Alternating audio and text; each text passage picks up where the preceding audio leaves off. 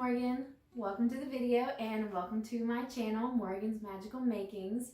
Today I'm going to share with you the story of how I made this sweater that I have on right now. It's part of a new thing that I'm trying out, story time behind the makings, to share with you my inspiration behind some of my past projects, why I made them, how I made them, the things I learned from making them, and hopefully these videos are entertaining and educational. Maybe you might learn from one of my mistakes. I'm going to try to put what pictures I do have that I took to document this. I'm going to try to put those in here so you guys can visually see the stages I was at to make it this far. Okay, so let's start with what I made.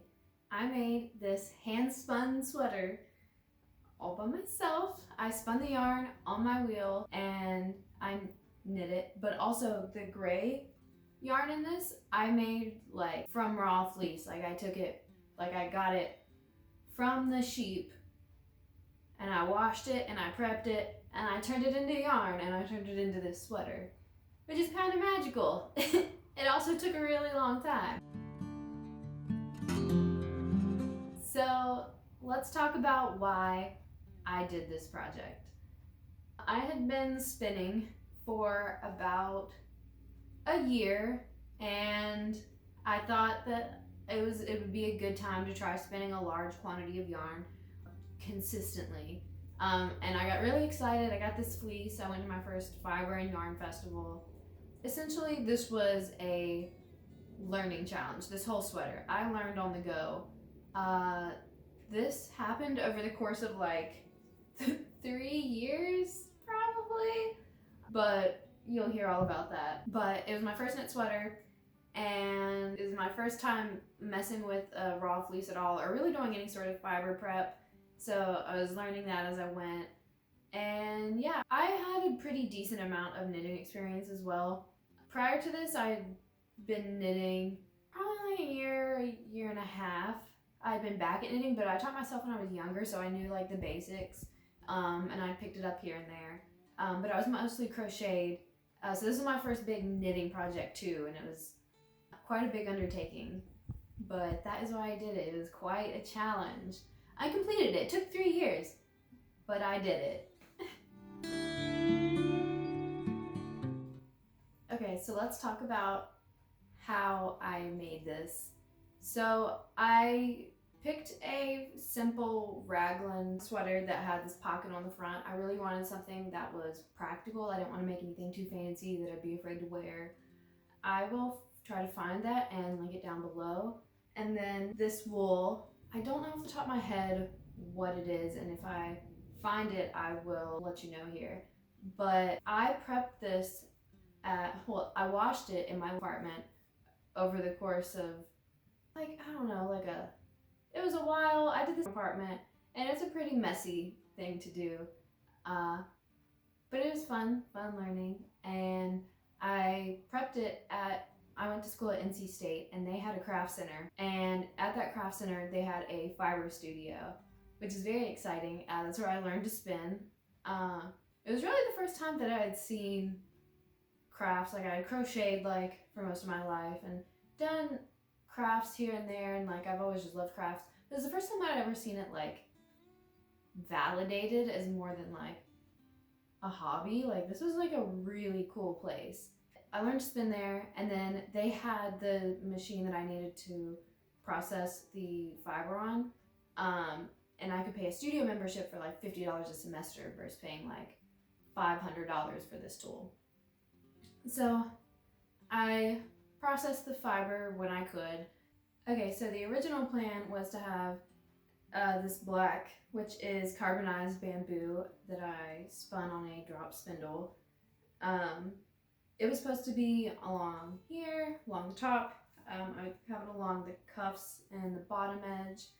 It's also mixed in here with another fiber that I got when I was in Asheville. It might be like tencel, but it's really pretty bright color. So it was supposed to just be, this was the accent piece, and then there would be black, gray, and then black. Obviously, that's not what happened. I ran out of the gray here. And I just kind of was winging it. I had some of this mystery blue fiber that I had got at a like fiber yard sale. And I was like, oh cool, it kind of goes with this. Well, I also spun it really densely and ran out of yarn again. And so I didn't really have anything green, and I was trying to just use what I have because I have quite the large stash. And so I used this purple, and it ended up being a wide neck sweater because I was like, screw that, I'm not spending any more for this. I already take forever on projects, and then like having to stop and then like spin yarn, and like it's just like a whole extra thing. And I was like, we're having a wide neck sweater, it's cool. And it worked out. I really love the sweater.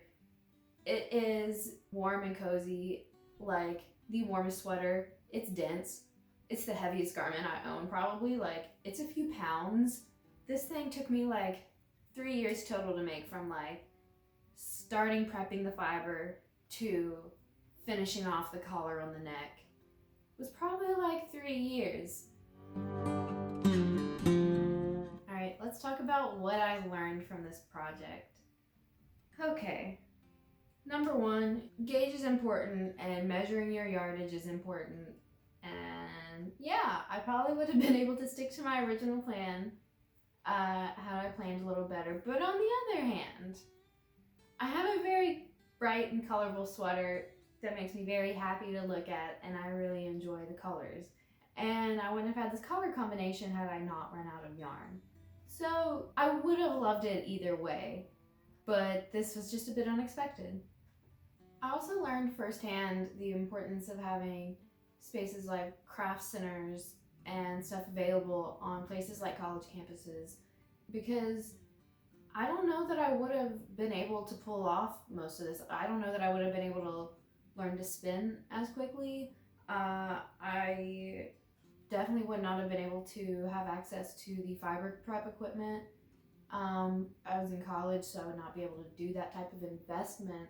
Luckily, I got a spinning wheel off like Craigslist, but like the fiber studio had looms that are several hundreds of dollars, wheels that are several hundreds of dollars, that are barriers for students to learn these skills. And I mean, they also had like a glass studio, a woodworking studio. I mean, they had all these things that I never thought were possible. And they were promoting these as like real valuable skills. And yeah, I don't know that I would have learned as much about that without doing this project and relying on the studio as much. But yeah, accessibility definitely matters.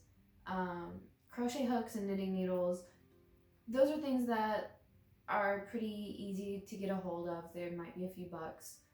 But for other crafts, there's a lot of barriers to entry, if you will.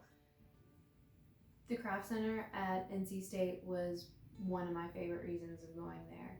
I didn't know it existed before I went there, and I was there a couple semesters before I knew about it, but it made my time there so unique.